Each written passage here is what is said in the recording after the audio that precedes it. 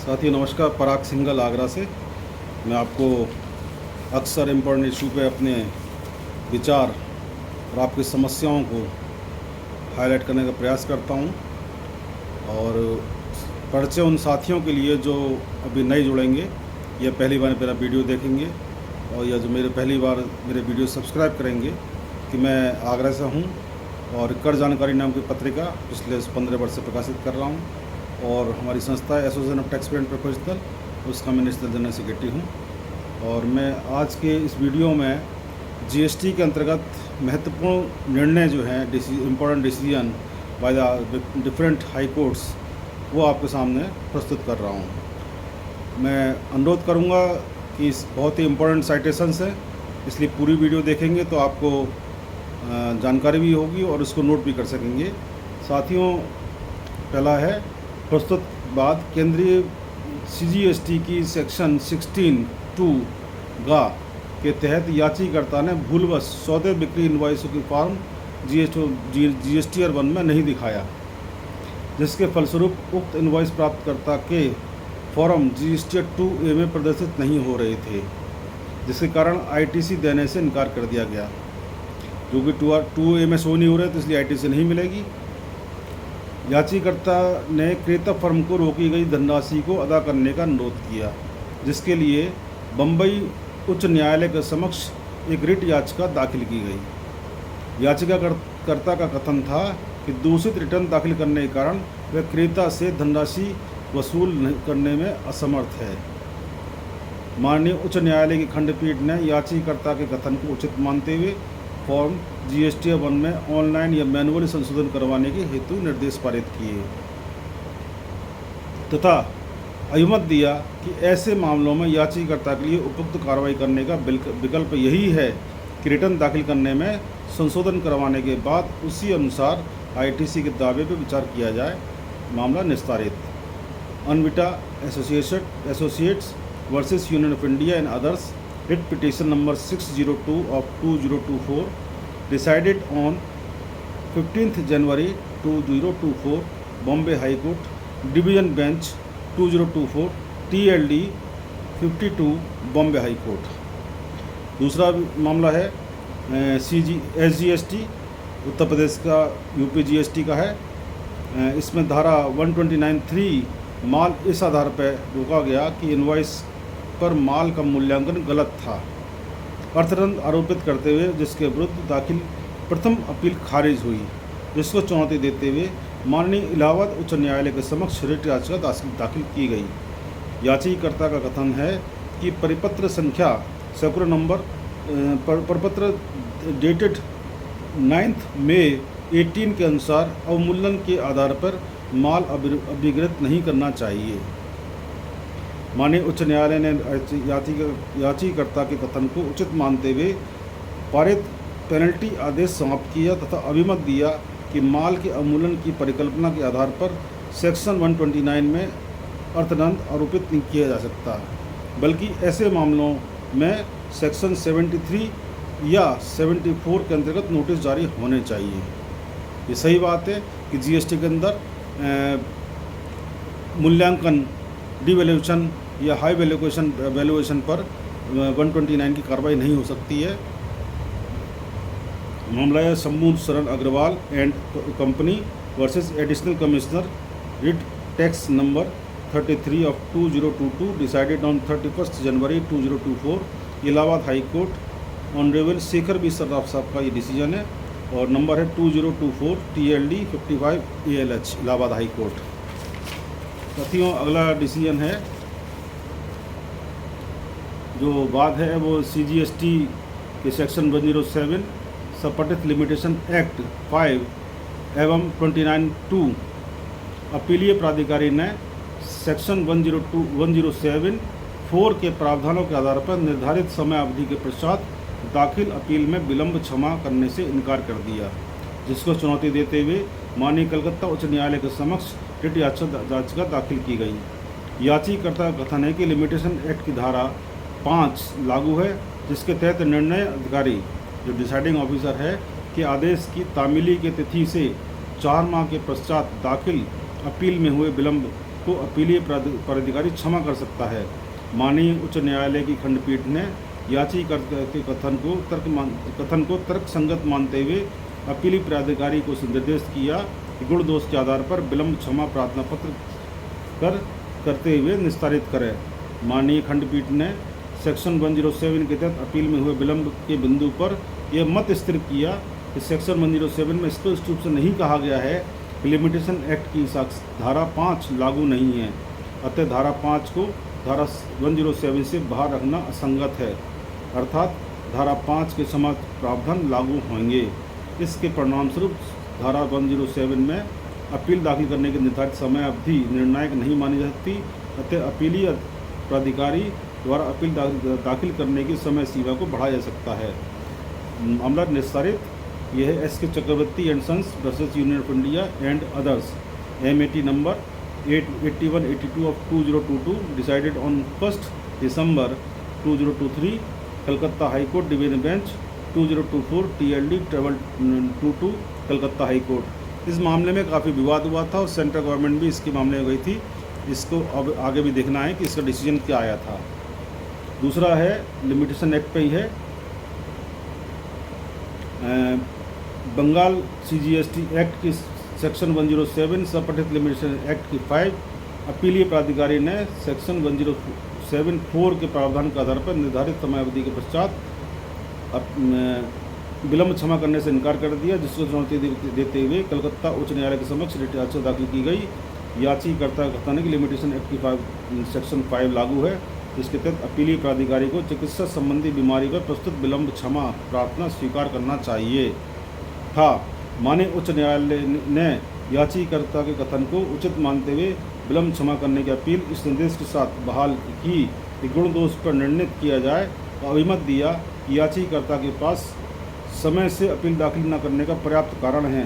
माननीय उच्च न्यायालय ने यह मत स्थिर किया चूँकि सेक्शन 107 में स्पष्ट रूप से नहीं कहा गया है कि लिमिटेशन एक्ट का सेक्शन 5 लागू नहीं होगी, अतः अपीलीय अधिकारी को विलंब क्षमा करने का अधिकार है। रिट याचिका स्वीकार। Arvind Gupta versus assistant commissioner of revenue and others, WPA number 2904 of 2023, decided on 4 जनवरी 2024, Calcutta high court 2024 TLD 40, Calcutta high court. एक अन्य डिसीजन है सेक्शन 29 सबसेक्शन 2 में सपठित नियम 22 पंजीयन इस आधार पर निरस्त हुआ कि करदाता ने 6 माह से अधिक अवधि तक शून्य रिटर्न दाखिल किए थे। अपील विलंब से दाखिल होने पर अस्वीकार हुई, जिसको चुनौती देते हुए आंध्र प्रदेश उच्च न्यायालय के समक्ष याचिका दाखिल की गई। याचिकाकर्ता का कथन है कि शून्य होने पर शून्य रिटर्न दाखिल हुए थे, अतः शून्य रिटर्न के आधार पर पंजीयन निरस्त करना उचित नहीं है। माननीय उच्च न्यायालय ने की खंडपीठ ने याचिकाकर्ता के कथन को तर्कसंगत मानते हुए पंजीयन निरस्तीकरण आदेश निरस्त किया तथा अभिमत दिया कि सेक्शन 29 सबसेक्शन 2 के प्रावधानों में शून्य रिटर्न दाखिल करने का कोई आधार उल्लिखित नहीं है, अतः पंजीयन निरस्तीकरण आदेश बिना किसी वैध संवैधानिक आधारों पर पारित किया गया है। रिट याचिका स्वीकार। Kalishankar enterprises versus additional commissioner, writ petition number 31675 of 2023, Andhra Pradesh high court division bench, decided on 18 दिसंबर 2023 और नंबर है 2024 TLD 15, आंध्र प्रदेश। अगला है UPGST की सेक्शन 29(2) के अंदर और 30 जो है इसके तहत पंजीयन इस आधार पर निरस्त हुआ कि घोषित व्यापार स्थल पर याचिकाकर्ता द्वारा कोई व्यापारिक गतिविधि नहीं की जाती। रूब्रिकेशन इस आधार पर खारिज किया गया कि स्थल निरीक्षण पर याचिकाकर्ता के व्यापार स्थल पर कोई स्टॉक नहीं पाया गया। आपको ध्यान ही होगा कि रजिस्ट्रेशन में 29 रजिस्ट्रेशन अप्लाई होता है और पंजीयन कैंसिल हो जाने पर रिविकोशन सेक्शन 30 में होता है। तो यही मामला इसमें है। आदेश निरस्तीकरण आदेश की पुष्टि की गई, जिसको चुनौती देते हुए लखनऊ उच्च न्यायालय के समक्ष जो खंडपीठ है उसके समक्ष रिट याचिका दाखिल की गई। याचिकाकर्ता का कथन है कि उसने अपने रिटर्न दाखिल किए हुए हैं, जिसे अधिकारियों ने स्वीकृत भी किया है। फर्म के बोगस होने संबंधी कोई सामग्री उपलब्ध नहीं है। माननीय उच्च न्यायालय ने याचिकाकर्ता के कथन को उचित मानते हुए पारित पंजीयन निरस्तीकरण आदेश को समाप्त किया तथा अभिमत दिया कि ऐसा कोई कानून नहीं है जो व्यापारी को आदेश देता हो कि व्यापारिक स्थल पर हमेशा स्टॉक उपलब्ध रखा जाए। अतः मात्र स्टॉक उपलब्ध न होने के आधार पर याचिकाकर्ता का पंजीयन निरस्त नहीं किया जा सकता। रिट स्वीकार। Messrs Shriram glass and glass versus state of UP and others to others writ number 1346 of 2024 decided on 16th February 2024 Lucknow high court bench 2024 TLD 48 Lucknow. साथियों, ये बहुत ही महत्वपूर्ण बिंदु है जिसके आधार पर अक्सर व्यापारियों के जो रजिस्टर्ड डीलर होते हैं उनके रजिस्ट्रेशन कैंसिल कर दिया जाता है कि साहब बिजनेस प्लेस पर स्टॉक नहीं पाया गया। इस संबंध में बहुत ही महत्वपूर्ण डिसीजन है याला। ये अगला मामला है बिहार CGST की सेक्शन 107 और सबसेक्शन 4 प्रथम अपील 5 दिन के विलंब से दाखिल करने के आधार पर खारिज हुई, जिसको चुनौती देते हुए माननीय पटना उच्च न्यायालय के समक्ष रिट याचिका दाखिल की गई। याचिकाकर्ता का कथन है कि विज्ञप्ति संख्या 53 जो कि 2/11/23 से प्रभावी हुई है केवल उन्हीं विलंबित अपीलों पर हेतु लागू है जिनमें आदेश 31 मार्च 2000 तक पारित किए गए हों, जो अनौचित्यपूर्ण है। माननीय उच्च न्यायालय की खंडपीठ ने याचिकाकर्ता के कथन को तर्कसंगत मानते हुए अपीलीय आदेश निरस्त किया तथा उक्त विज्ञप्ति की व्याख्या करते हुए ये मत स्थिर किया कि विज्ञप्ति नंबर 53 में निर्धारित विच्छेदक तिथि 31 मार्च 2023 का कोई औचित्य नहीं बनता, जबकि विज्ञप्ति 2 नवंबर 23 की प्रभावी तिथि से लागू की गई है। अतः ऐसी स्थिति में विज्ञप्ति की प्रभावी तिथि 2 नवंबर 23 से कम 3 माह पूर्व के पारित आदेशों के विरुद्ध विलंबित अपीलों को लाभ प्रदान किया जाना चाहिए। अपील रिट स्वीकार। Messrs prince sanitation versus state of Bihar and others civil jurisdiction number 17202 of 2023 decided on 7 दिसंबर 2023 Patna high court division bench 2024 TLD 19 Patna high court. अगला है CGST एक्ट की सेक्शन 73 सबसेक्शन 10। याचिकाकर्ता को वर्ष 2017-18 से 21-22 हेतु लगातार 5 कर निर्धारण आदेशों संबंधित कारणवता नोटिस इकट्ठा ही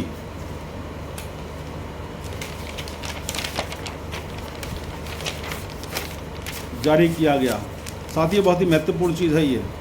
अक्सर ये देखा जा रहा है कि जैसे हमारे एक मित्र हैं दमोह के मध्य प्रदेश के हैं संजीव श्रीवास्तव, उन पर नोटिस आया और उसमें 2 साल का असेसमेंट जो नोटिस दिया 2 साल का इकट्ठा दिया, जबकि एक्ट कहता है कि पर ईयर नोटिस इशू होना चाहिए। ये भी इसी में 5 साल का इकट्ठा दे दिया, जारी कर दी गई। याचिकाकर्ता के एक आवेदन दाखिल हुआ कि सभी कारणवता नोटिसों को विखंडित करके स्वतंत्र रूप से निर्णित किए जाएँ। आवेदन पर निर्देशित जारी करते हुए माननीय मद्रास उच्च न्यायालय के समक्ष रिट याचिका दाखिल की गई।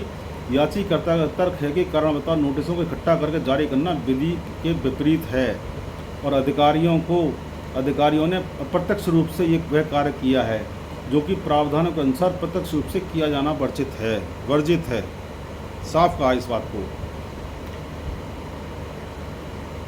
माननीय उच्च न्यायालय ने याचिकाकर्ता के तर्क को विधिसंगत मानते हुए अधिकारियों को निर्देशित किया कि आवेदन के निस्तारण तक याचिकाकर्ता के विरुद्ध नोटिस कार्रवाई स्थगित रखी जाए। माननीय उच्च न्यायालय ने सेक्शन 73 में समय सीमा के प्रावधानों पर स्पष्टीकरण देते हुए मत स्थिर किया कि 3 वर्षों की समावधि प्रत्येक कर निर्धारण वर्षों हेतु स्वतंत्र रूप से लागू होगी और यह समावधि प्रत्येक वर्ष के लिए अलग अलग है। अतः कारणवता नोटिसों को इकट्ठा जारी करना 73 के प्रावधानों के विपरीत है। रिट याचिका निस्तारित।